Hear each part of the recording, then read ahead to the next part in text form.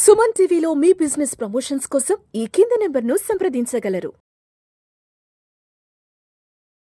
Suman TV ప్రేక్షకులకు నమస్కారం. నేను మీ రేవంత్ చలమల. సో 35-45 ఒక ఇంపార్టెంట్ ఏజ్ గ్రూప్. సో 35 కంటే ముందు కెరియర్ అడ్జస్ట్మెంట్, కెరియర్ సెటిల్మెంట్, కెరియర్లో గ్రోత్. సో దాదాపు 35కి వచ్చే టైం కల్లా ఆల్మోస్ట్ మనం ఒక కెరియర్ స్ట్రీమ్ లైన్లో కూడా వచ్చేసి ఉంటాం.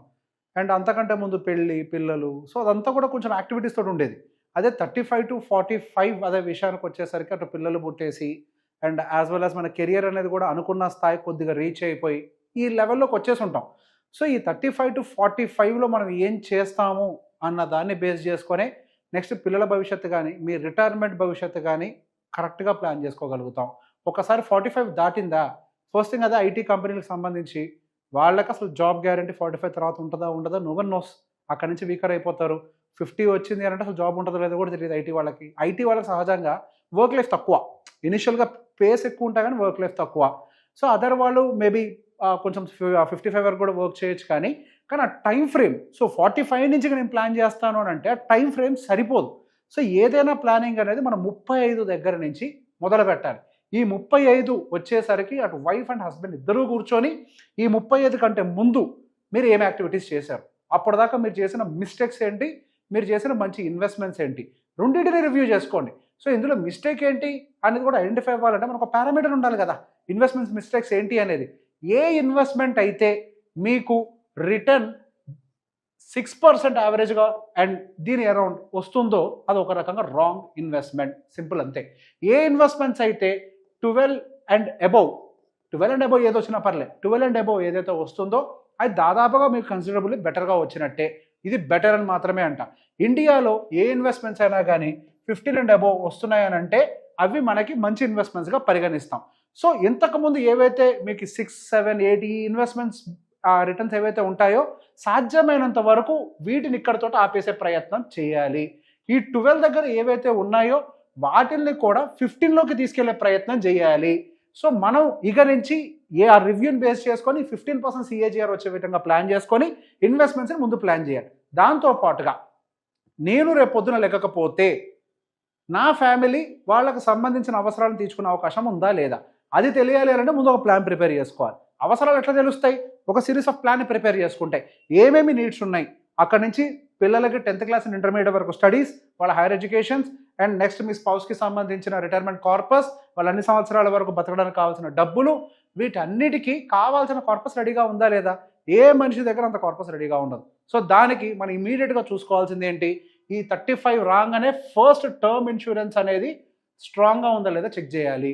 ఆ టర్మ్ ఇన్సూరెన్స్ ఓకే ఏదైనా జరిగితే, సో మనకి ఏదైనా అయిపోతే వచ్చేది, అలా కాకుండా మనం అంతా లైఫ్ అంతా బాగానే ఉందనుకుందాం ఫర్ ఎగ్జాంపుల్, కానీ అన్సర్టనిటీ అంటే హెల్త్ బాగోలేదు, రకరకాల సినారియోస్ ఉంటాయి కదా, అట్లాంటి అన్సర్టనిటీ వచ్చినా కానీ ఏం జరుగుతుంది, మన దగ్గర ఉన్న సేవింగ్స్ అన్నీ అయిపోతాయి, ఇన్వెస్ట్మెంట్స్ అన్నీ కరిగిపోతాయి. సో దాన్ని ప్రొటెక్ట్ చేయడం కోసం ఒక హెల్త్ ఇన్సూరెన్స్ని తీసుకోవాలి. సో హెల్త్ ఇన్సూరెన్స్ ఒక పని ఏంటి అని అంటే మీ ఇన్వెస్ట్మెంట్స్ని ప్రొటెక్ట్ చేయడం.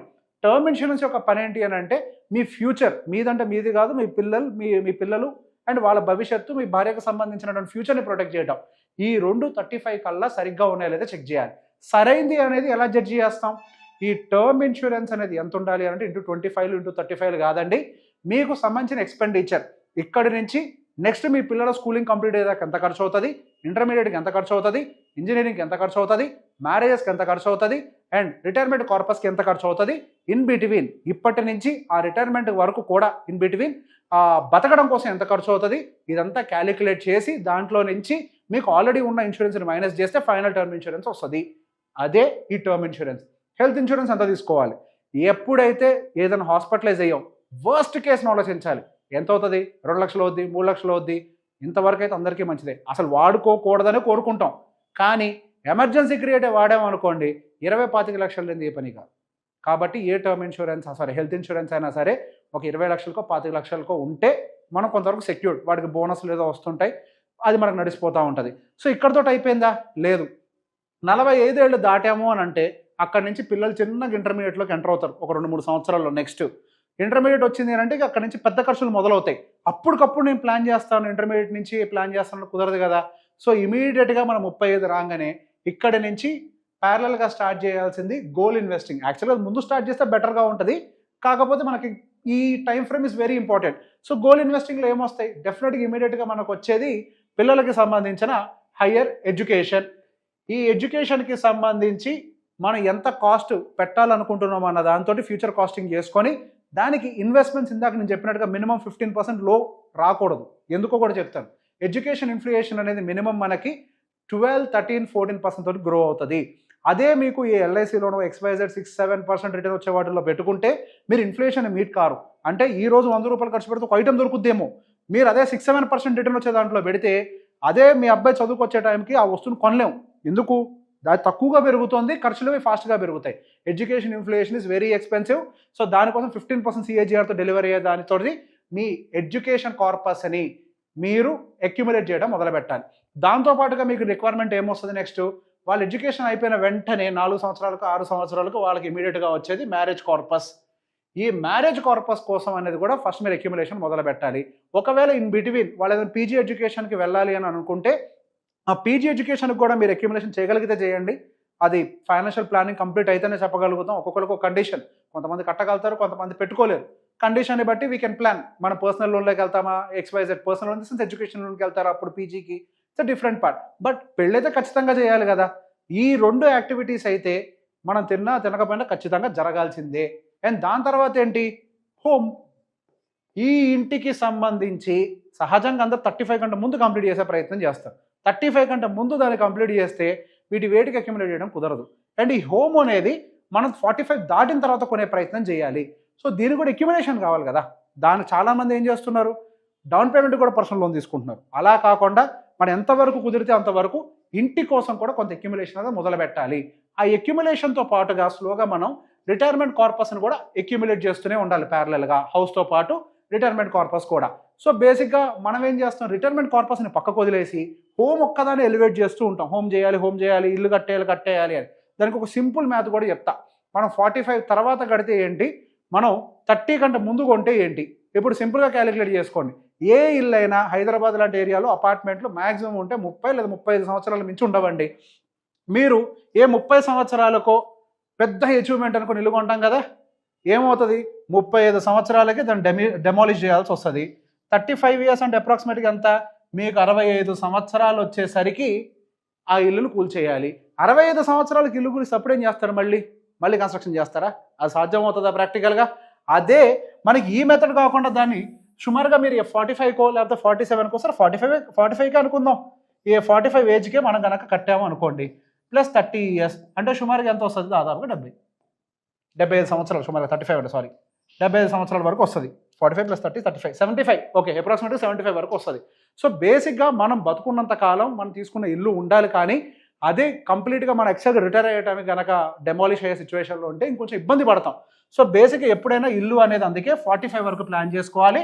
దానికోసం కావాల్సినటువంటి ఫండ్స్ని ఏర్పాటు చేయాలి. కంప్లీట్గా ఇల్లు మనం కట్టడం కుదరదు. దానికి ఏం కావాలి, హోమ్ లోన్ కావాలి. హోమ్ లోన్కి కావాల్సింది ఏంటి, సిబిల్ స్కోర్ కావాలి. ఈ సిబిల్ స్కోర్ని మీరు ఎలా బిల్డ్ చేయగలుగుతారు, with disciplined payments of your existing credit cards or bike EMIs or car loans. ఇవి ఏవైతే ఉంటాయో వాటితో డిసిప్లిన్డ్గా పే చేస్తే ఇన్ బిట్వీన్ మీరు ఏదైతే 45 ఆ టైంకి వస్తారో అప్పుడు సిబిల్ బిల్డ్ అవుతుంది. యాక్చువల్గా సిబిల్ రిక్వైర్మెంట్ అంతా 45 దాటాక ఎక్కువ వస్తుంది. ఎందుకు, హైయర్ ఎడ్యుకేషన్ కోసం లోన్స్ అయి ఉండొచ్చు, లేకపోతే మీ ఇంటి కోసం లోన్స్ అయి ఉండొచ్చు, ఇంకేదైనా యాక్టివిటీస్ అయి ఉండొచ్చు. యాక్చువల్గా పెద్ద కార్పస్ అవసరం పడేదంతా 45 తర్వాతే. సో ఆ టైంకి మనం యాక్చువల్గా బిల్డ్ చేయాల్సింది సిబిల్ స్కోర్. ఇన్ బిట్వీన్ ఏదేదో తీసేసుకొని మెసప్ చేసేసి మన సిబిల్ స్కోర్ని పాడు చేసుకోకుండా ఆ టైంకి యాక్చువల్గా సిబిల్ స్కోర్ ప్రాపర్గా ఉండేలాగా ప్లాన్ చేసుకుంటే మనకు కావాల్సినవి అన్నీ కూడా 45 టైం కల్లా ఏర్పాటైపోతాయి. అండ్ ఇల్లు అనే దాన్ని కూడా నెగ్లెక్ట్ చేయకండి. 45 టైం వచ్చే కల్లా, 45 ఆ టైం వచ్చే టైం కల్లా ఖచ్చితంగా మనకు స్థిరాస్తులు అనేవి ఉండాలి.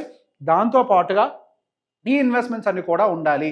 ఈ ఇన్వెస్ట్మెంట్స్ అన్నీ కూడా మనం బతకటం కోసం వాడుకునేవి.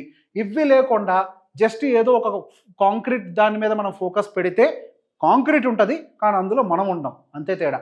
సో బేసిక్గా వీటన్నిటి మీద ఫోకస్ చేస్తూ term, health, marriage, education, retirement and house, దాంతోపాటుగా యువర్ సిబిల్ స్కోర్ ప్రాపర్గా మెయింటైన్ చేస్తే you can address any of the emergencies.